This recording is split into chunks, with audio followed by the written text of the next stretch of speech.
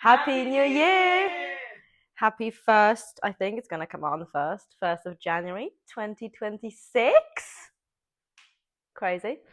Welcome back and welcome if you're new to our podcast Bloody Good Besties. My name is Gabby. I'm Shada. And I'm Millie. And we talk true crime. I love it, Millie likes it, and Shada hates it. I do. I love saying it. I feel like it's just like a thing now. So I'm like, it's my little tagline. I think we should talk about our New Year's resolutions. Oh, God. We didn't plan this, by the way. This is important. I think, obviously, mine's obvious because I say it pretty much every episode, but oh my God, I need to get rid of this chunky monkey vibe. I go into like happy relationship mode and then turn into a whale. I used to be good bod like Gab, and now I'm like the fat friend. What's that film, The Duff? Also, can we just say you're not fat, please? Chunky monkey. I also wouldn't say that. I appreciate you. No, but I wouldn't. But would you also go, yeah, but you're well fat, babes? Yeah, but no. Curvylicious. I would like to not have to hide my double chin on camera. There we go. It's hard to get rid of double chin because you can't target fat. But liposuction can target fat very much so. There's a holiday pre-booked in the diary for a free. I've got a week of holiday that I need to use for work, and potentially come those March episodes. Turkey calling your name. I'm gonna be like, Yep. So let's see. Anyway, so my New Year's resolution is just eat a bit better, be mindful of what I'm eating, and hopefully lose a few pounds. Millie? Same vibes. I'm not being funny, but yeah, I'm definitely going to Turkey. So that's not really a resolution. That's more of a must. But yeah, no, same vibes. I want to do more activities. I used to really, really like climbing. I've been odd here and there. I really want to get back into something that just makes me feel good about myself. Something active. Like you go to the gym like 24/7. Like, but you know, it's good for the soul. It's not just good for your body. It's good for your soul. It's good for your mind. If I don't go to the gym, I'm gonna smack someone. That's what I want. Not to smack someone. Yeah, I got that. Yeah. What's yours? It's not a bloody gym, is it? Well, I don't really believe in resolutions. Ooh. Because I feel like if you want to do something, just do it. Controversial. So I don't like to set resolutions. I'm just saying. But if I had to say something, I would say I would love to have 42 new episodes next year. Oh, that's a... No. Yes. 42 weeks of next year. Okay. That's my New Year's resolution. Why 42? Because there's 42 weeks. Babes, it's 52. Oh, 52 then. Gab's New Year's resolution is to do maths. Well, we can... I honestly was sat there going... I thought, is it not 42 weeks in a year? Well, can we not take a break? So what if I go on holiday? That's what she meant. That's what she meant. Is a good time off and yeah. Yeah, you know, everyone gets annual leave. Gonna cut this bit. I think everyone gets 10 weeks annual leave.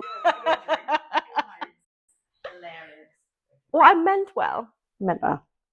Well, technically, now it's 51 because this is the first week of January. Yeah, it still doesn't help. Yeah, so that's my resolution. 52 weeks of episodes this year. Yeah. Good. I think that's a good one. Yeah, I like it. It's very wholesome. With that being said...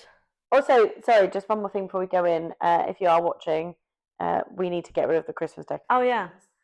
The last one. Last time fun thing, keep it. But actually, this is bad luck. So let's, next episode you'll see it delete. AJ Tracy live and direct. Anything else? No, I'm ready. I'm excited. I'm not excited. No. Well, why don't I read the trigger warning and then you tell me if you're going to be excited? Yeah? If you're saying trigger warning, it's no good. Like, subscribe. So Millie done an episode and now she thinks, you know, she can tell me how to do my job. Okay, that was a few episodes ago now, so calm down. Yes, if you're watching on YouTube, subscribe, like, comment, Tell us what your favourite Christmas decoration is that you can see on screen.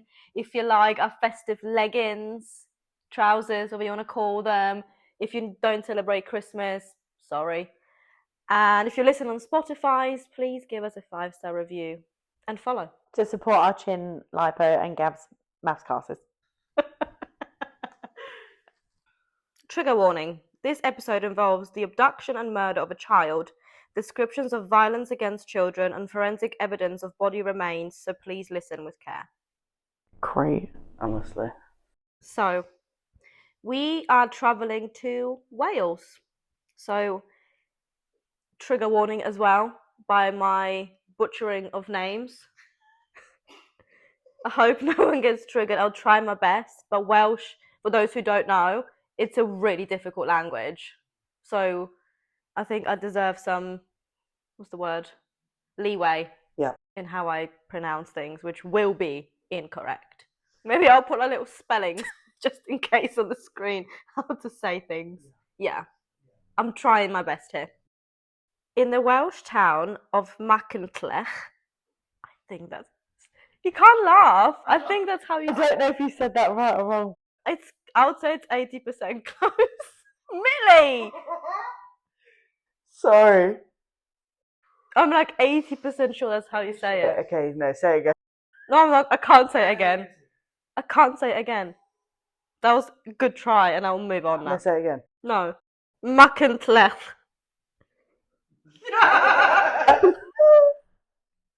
Oh, hell. Life on Monday, 1st October 2012 seemed ordinary. Children settled in schools, parents heading into the routines, the small community breathing its usual quiet. 5-year-old April Jones lived with her older sister and parents. She had cerebral palsy, mild and managed, but she was bright, lively, and loved pink toys and bikes.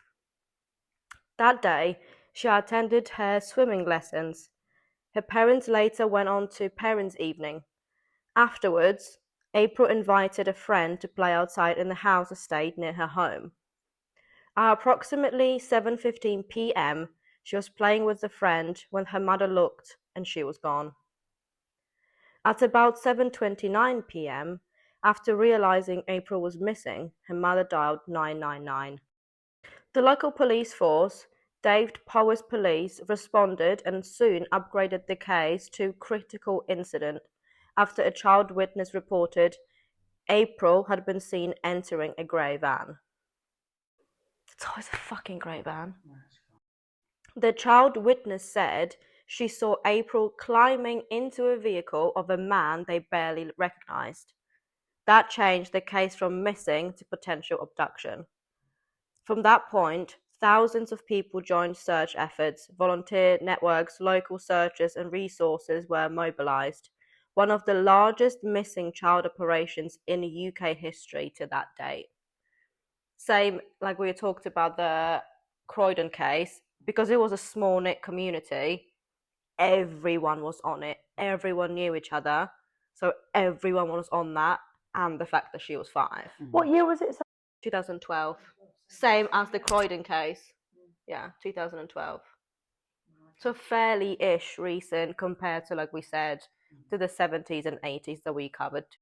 Within hours of April Jones going missing on the evening of October 1st, 2012, Dave Powers Police launched an extensive search across the town of Machynlleth and into the surrounding countryside.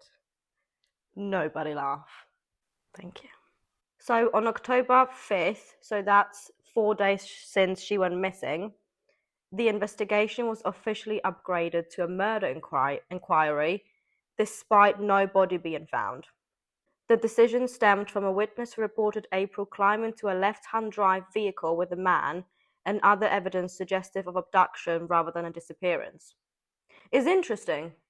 Wouldn't you still keep it as abduction? Why would you move into a murder? They're just assuming murder? 4 days after she's gone, right? So like we spoke about before, like, you know, within 24 hours is the most important, but within 48 hours it's presumed that they're not going to come back how they went. Also, I'm like, the only thing I'm thinking about is like, she was 5, yeah, 5? playing outside at 7:30, like 7 o'clock in the evening. That's wild. Yeah, but like again, if it's like really, if it's a village or really where everyone knows, especially it's at a state, right? I'm only I don't know, I'm right thing. I'm thinking like in a state where like everyone knows it's really like integral. It's really in. I don't know if integral is the right word. That everyone's integrated, and you all know each other, so it's like quite normal. Yeah. But I don't know. The only thing that I thought was weird was the left-handed vehicle. Are they left-handed? We're right-handed here. Mm-hmm. Are they left-handed in Wales? That's why it's a vital. So then that's a Vital piece of information. right. Okay, yeah, cool. No, it was a left-handed vehicle. Yeah, good spot. I know. I feel like my teacher just told me a good job. Exchange careers. Investigators deployed CCTV and phone records checks to piece together the timeline. CCTV from the local leisure centre captured April exiting the building at about 5:40 p.m, confirming her last known movements because she went swimming. That's what it said at the beginning. She went for a swimming lesson. Traffic and highway cameras showed a left-handed drive Land Rover Discovery leaving the estate around the time of the abduction. Mobile phone records of potential suspects and local addresses were analysed to establish where vehicles and persons of interest had travelled that night. Using the vehicle description, which was the left-hand drive Land Rover, given by the witness, police traced their registration to Mark Bridger, a local man who owned such vehicle. This link became a pivotal part of the investigation.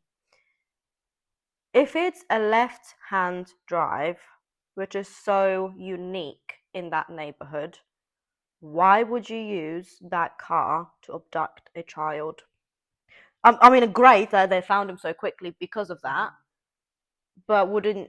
But then a person, their sound mind, wouldn't abduct a child. Straight facts. Fair point. So, with the vehicle and witness evidence pointing to abduction, the case shifted into full homicide mode, even without a recovery of the body.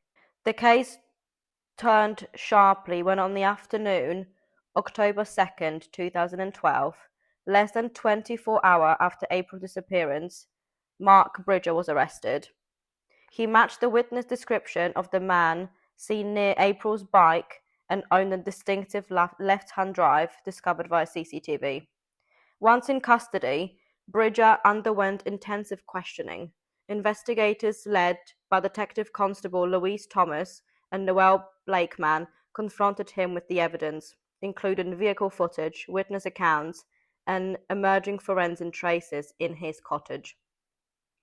During the police interview, Mark Bridger claimed that in the early hours that he had accidentally run over April. Hang on. With his car. They found forensic evidence in his house Yes. of her being there. Yes. But he's claiming that he accidentally ran over April with his car, said he panicked and couldn't remember what he'd done with the body, stating, quote, "I had a few to drink.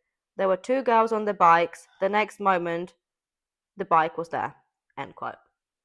What the fuck? What the actual fuck? Police repeatedly told Bridger, quote, "What you're telling us didn't quite happen," end quote. As one detective interjected, the discrepancies were too large. Bridger kept asserting, quote, "It happened exactly as I'm telling you," end quote. Investigators logged that many details of his story were inconsistent or implausible given the forensic evidence. For example, he claimed the car rose up, quote unquote, and that when he pulled away and then discovered April underneath. A statement contradicted by the lack of matching damage or eyewitness testimony. The witness saw April getting into the van. in it. Yeah. But the witness was a kid, right? It was a child as well. But kids also don't lie. I think a kid also can see someone get run over, and there's a difference. And there's no damage on his vehicle. So it's pretty obvious he didn't. Like, he hit her on a bike, right? There also would have been. So why is this kid in your house? There also would have been blood on the pavement, right? If you hit. Oh, for sure, yeah. Run them over, there will be blood on their road. Anyway, he's a prick, but Okay. While Bridger gave various versions, police had already discovered blood matching April's DNA and bone fragments consistent with a child's skull found in his cottage fireplace, Oh. making his story untenable. Oh, God. What the fuck? But you can't remember, yeah? Can't remember what he did with the bodies. It's quite I also really don't understand. Sorry, but I really don't get that. We've had a lot of cases where they've said, "Oh, I was so drunk that I don't remember."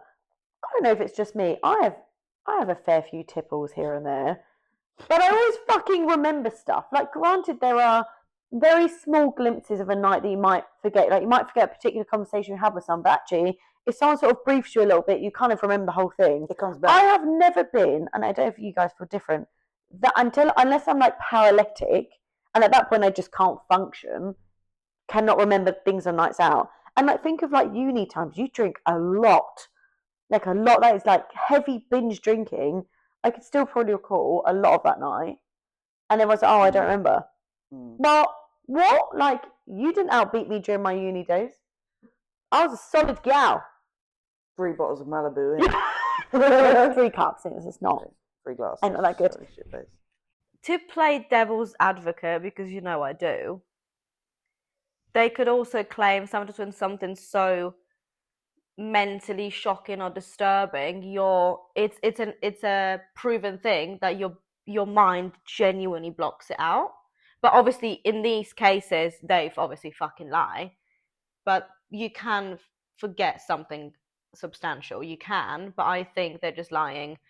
And then again, they're blaming it on drinking. And like you say, yeah, it's not, you're not blacked out. And if you're so drunk that you can't remember what you did, yet you managed to put her in your car, you managed to take her home, you managed to bring her home, you managed to, for somehow there's bone fragments and skull in your fireplace, in your drunken state, you managed to do all of that. And you don't remember? But you don't remember.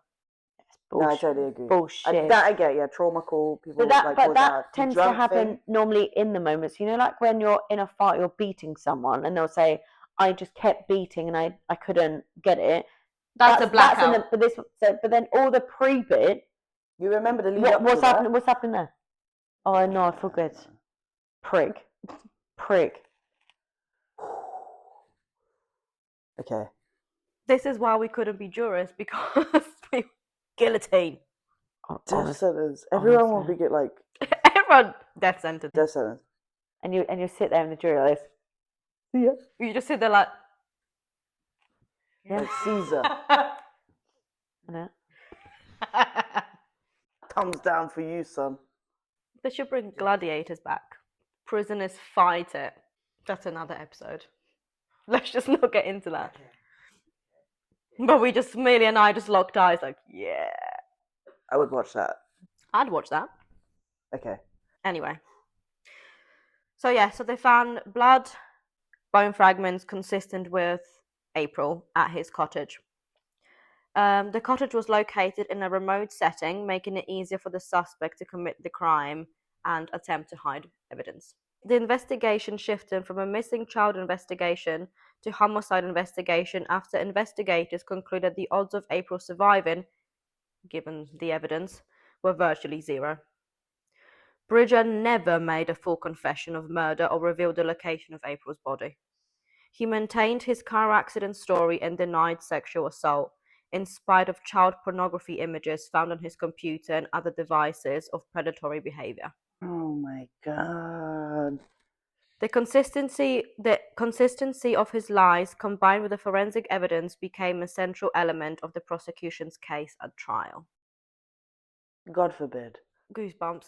Oh, Immediately. God, I hate it. I got nothing. Fair. That's fucking. No, I got nothing. So, trial. I do have something. Let me say something. It's so like the whole thing's fucked up. We know that, but I also think there's this one bit of you that goes, let the family have a bit of something and let them have the body to bury or to cremate or whatever. That's the last bit of the smallest bit of fucking dignity that you can give at this stage is to hand that piece of information over, especially after they've gone to prison. So people have been convicted and gone, even if we don't find the body, we're still convicting you. What are you holding that onto for? That how nice would that, not nice, it's totally the wrong word, but it's something for the family that you just don't know, and you're still thinking you don't know where it is. And I just think this part I will never understand, but I'll never understand because I'm not a psychopath. But I just really hate that they don't disclose, they don't share this bit. And this is where torture methods are great, because find it on the information. I think it's also maybe psychological, and obviously there will be psychopaths, right, or sociopaths, whatever you want to call them. This is their way of holding power still. But no, exactly. That's what makes it so much worse. Torture.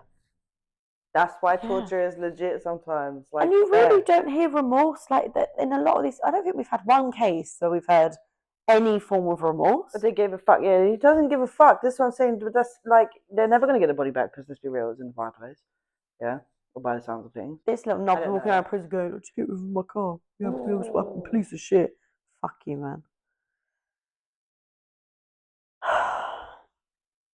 Anger. Continue. Okay, please. Yeah, you're right. It's just shit, innit? His trial began on April 29th, 2013, at Moldcrown Court. Forensic experts gave evidence regarding the DNA, bone fragments, and blood patterns.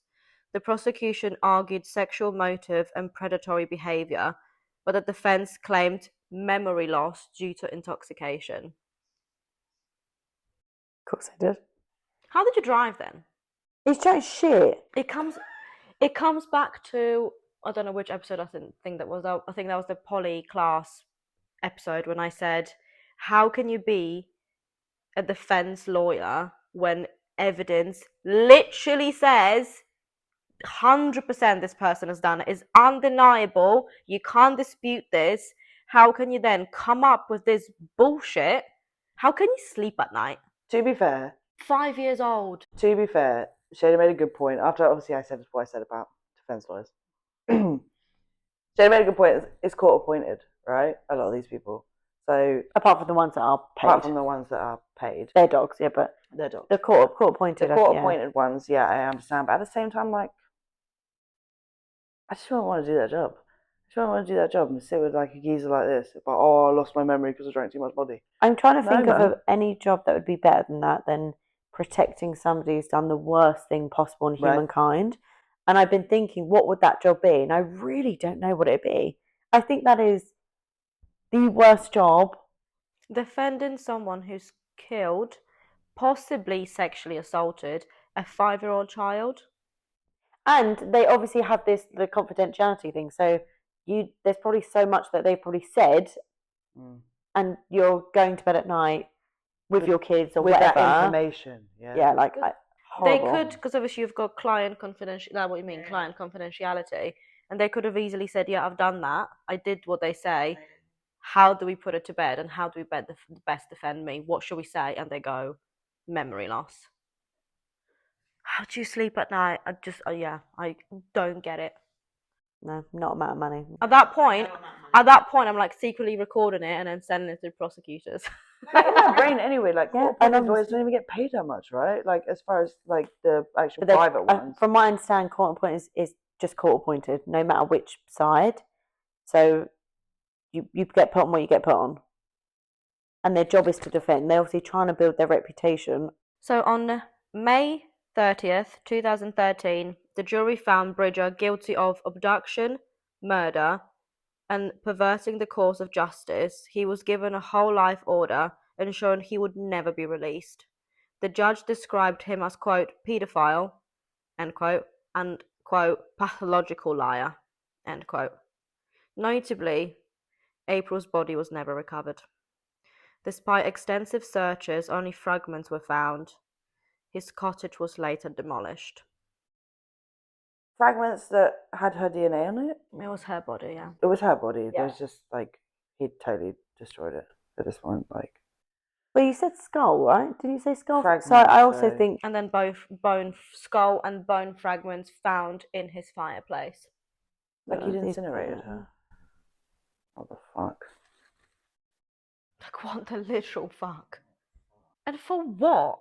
But like, you're never gonna know what happened. Like, that's so fucked up. That's so fucked up. That's why I'm There's saying no bring closure, bring man. back torture. There's no fucking closure. Oh hell. But they say, like, when police officers like rough people up when they like doing investigations and shit, beat them up and get the truth. Rough is an understatement to Mhm. what I would do to that man if I was in the same room with him and I needed that information.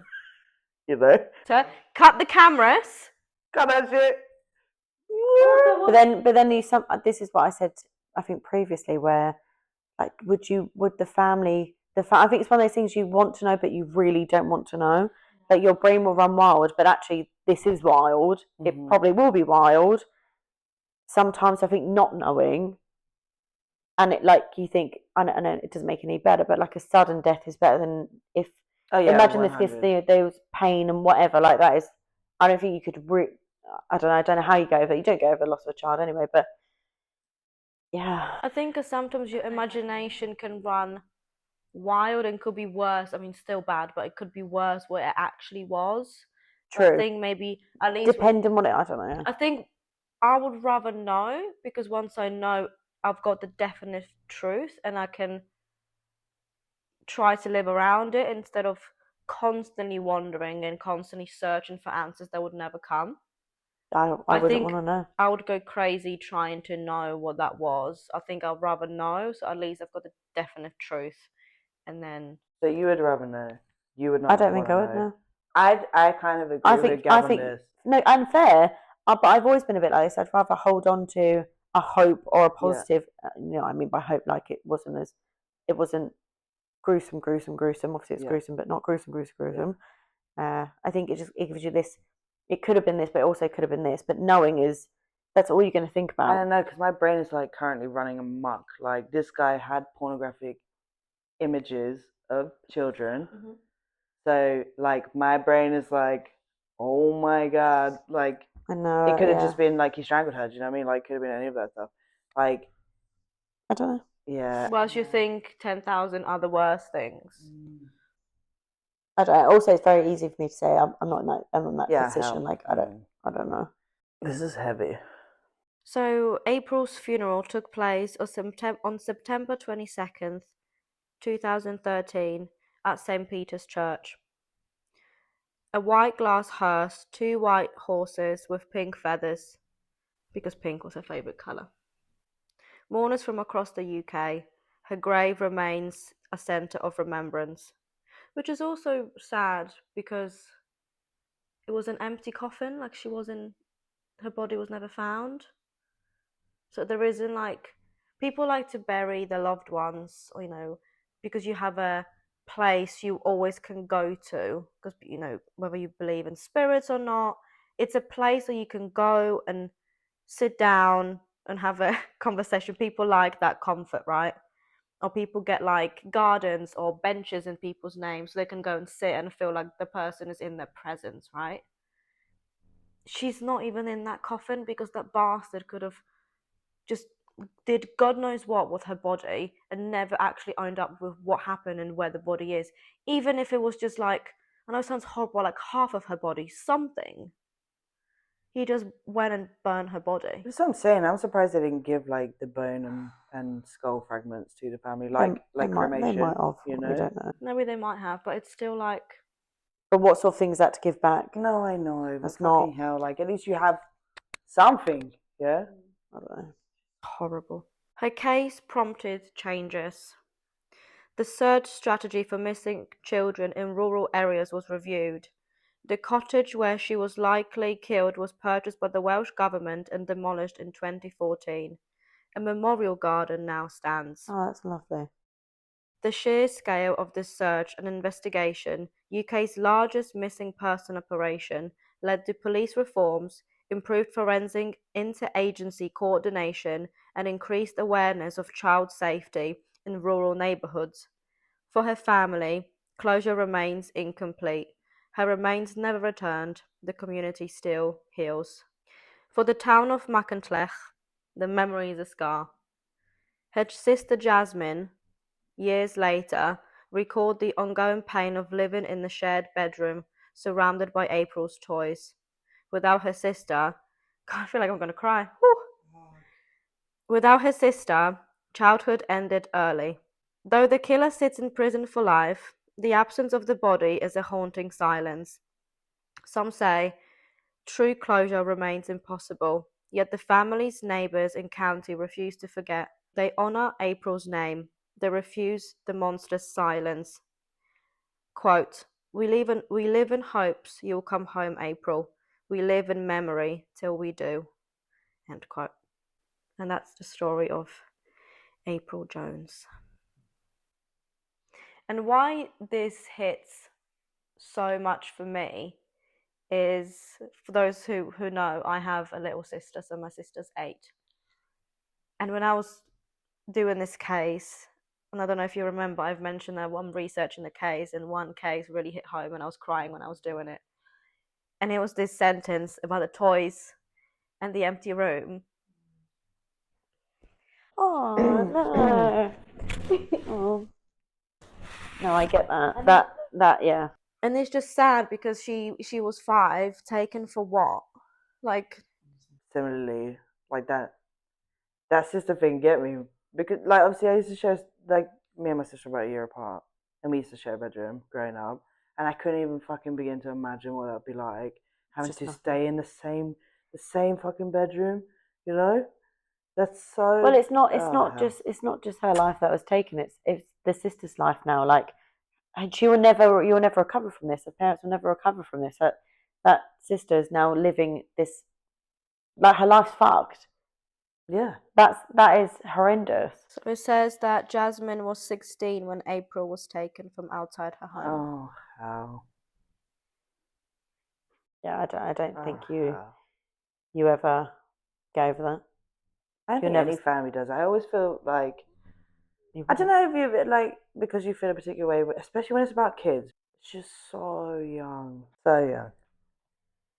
It's not fair in the families. There's like always a hole in the families after, like, especially in these cases. Like, oh hell, I can't.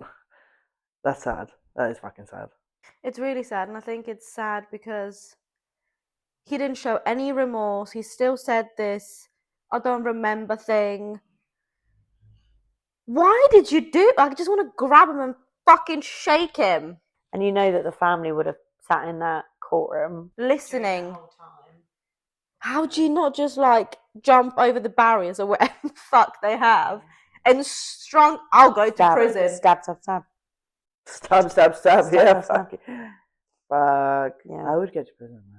That's why my mum always says, you know, hold her hand, do these things, so like protect, even like in the shop, don't let her go anywhere, because there are people walking amongst us that genuinely are like that. And they said he was part of the community, right? He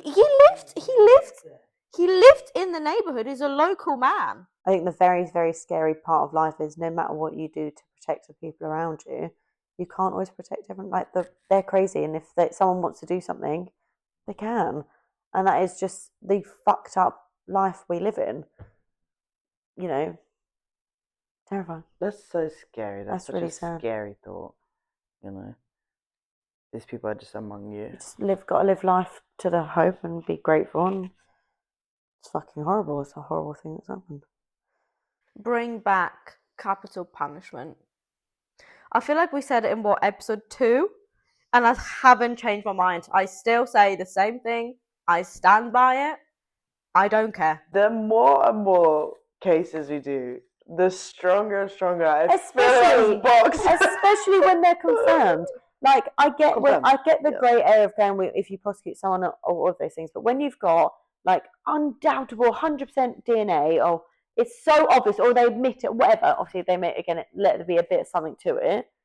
Yeah, I want to cut you in pieces. Yeah, man. Yeah, and put you in that fucking box. You can stay in the goddamn fucking box your whole life. Stay stood up, be tortured, be all that nonsense that you were fucking, all them pictures you got. Yeah, let's do the same thing to you, and then cool. At the end of it, we'll cut you up into teeny tiny pieces, burn you in a goddamn fireplace. Tit for tat. Straight facts. Genuinely, why Fucking can't makes we? me mad. you Why got- can't you- we go you back to like medieval burning me. times? Swear. Burn you at a stake. Anyway, We can't change society, unfortunately. There are monsters and evil people and terrible people, clearly based on the things that we talk about on a weekly basis. Hope that wasn't too bad. I was going to say, hope you had a bloody good time, but I feel like that tagline doesn't really work anymore. I think it worked anytime. Hope you Yeah. have a bloody good time. Yeah. I think we're a horrible story. I think we should bloody bring back the box. I guess we'll see you next time. It'll be less festive if you're watching. So it'll be back to normal, and we'll see you next time. Bye. Bye.